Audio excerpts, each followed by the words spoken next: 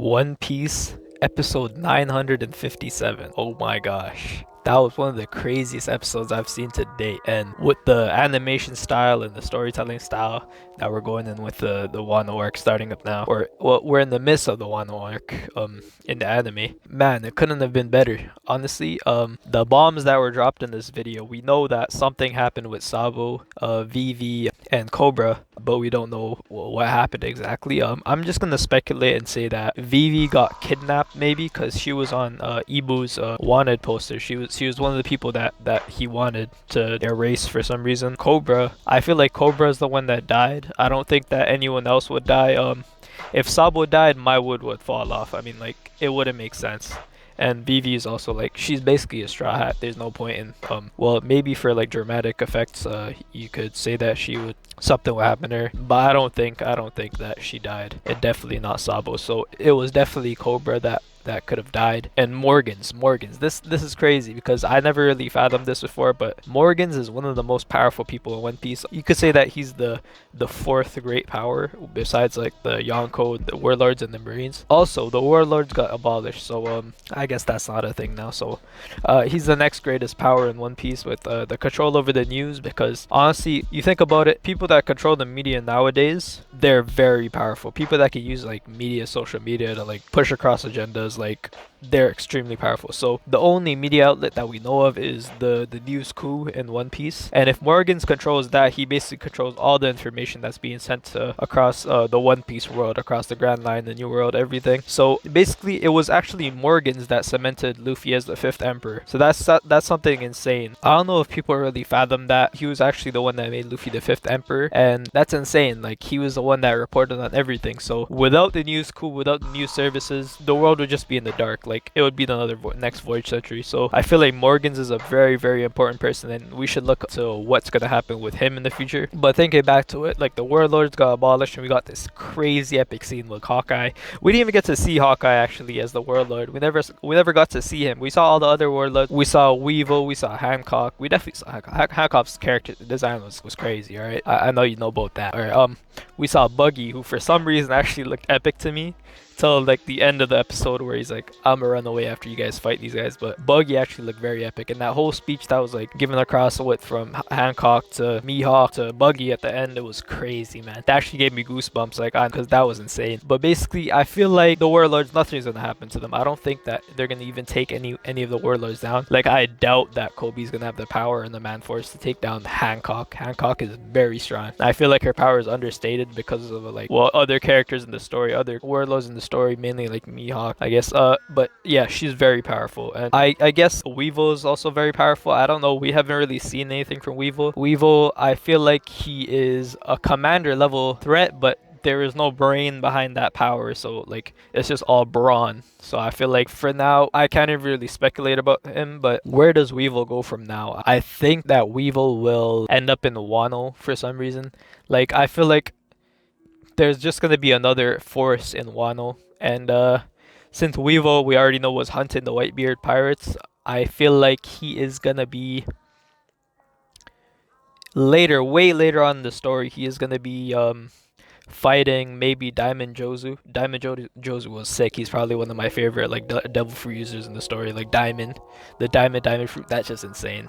Like, I don't know. Mihawk couldn't cut through Jozu, and I feel like Diamond, like, where everyone is speculating that Shiryu would get Diamond Jozu's devil fruit, but that definitely didn't happen because Shiryu's has the invisible fruit. But yeah, I feel like Diamond Jozu, we got to see more of him in the future because he's definitely a crazy character.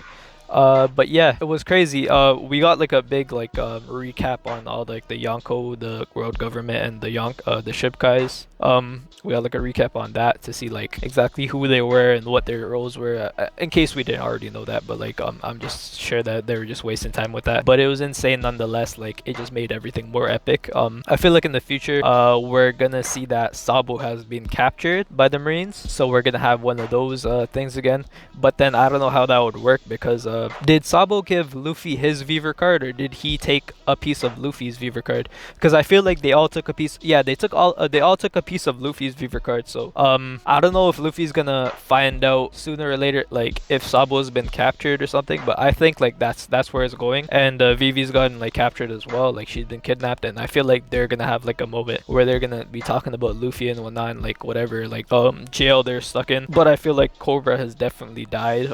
Saying as there was three main characters that we are focusing on for the tragedy that happened, and there was actually two tragedies that happened in the episode. It was definitely something to do with Cobra dying and Sabo being captured. I feel like that's what's gonna happen. But we also got to see Doflamingo in Impel Down, and that was also crazy. Doflamingo was one of my favorite villains. He was just so powerful. He's like right when we got into the New World, like the build up to the Doflamingo fight, it was insane. And yeah, I mean his arc was like the longest arc so far, episode wise. And it was well deserved because that arc what like basically introduced us to Luffy's Gear 4th and everything on from there, like Awakening and all these other aspects of Haki and all that, ascertaining to Luffy's character development as well. So that's going to be something that we'll enjoy to see in the future, more of Doflamingo and Impel Down.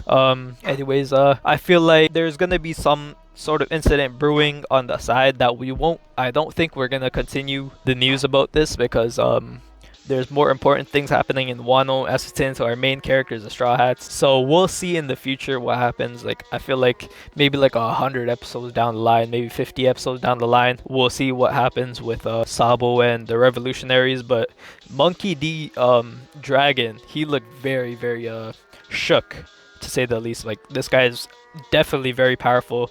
Ivankov was shook as well. So I feel like it's something serious that happened to Sabo, but they would be more shook if Sabo had died. Like I feel like there'll be more of a reaction. So I feel like there's no like red flags there regarding Sabo. So I guess we'll see what happens next episode. Maybe we'll get another recap. But Boa Hancock is probably gonna join forces with Kobe. I don't know how that would happen, but also they found out that Big Mom and Kaido, the world government, or no, not the world government, but Kobe found out that Big Mom and Kaido had joined hands, and he was very secret about this. So that's also going to be something interesting. I don't know what's going to happen with X-Drake, but X-Drake is he's an interesting character because back in Saboda we heard that he was the ex-rear admiral, and Kizaru was attacking him to like it seemed like Kizaru was attacking him to kill him, but it was foreshadowed that he had some connection with the Marines. So it'll be interesting to see what happens later on in the future with X-Drake. But yeah, since he has these ties with the Marines still, we'll definitely get to see something.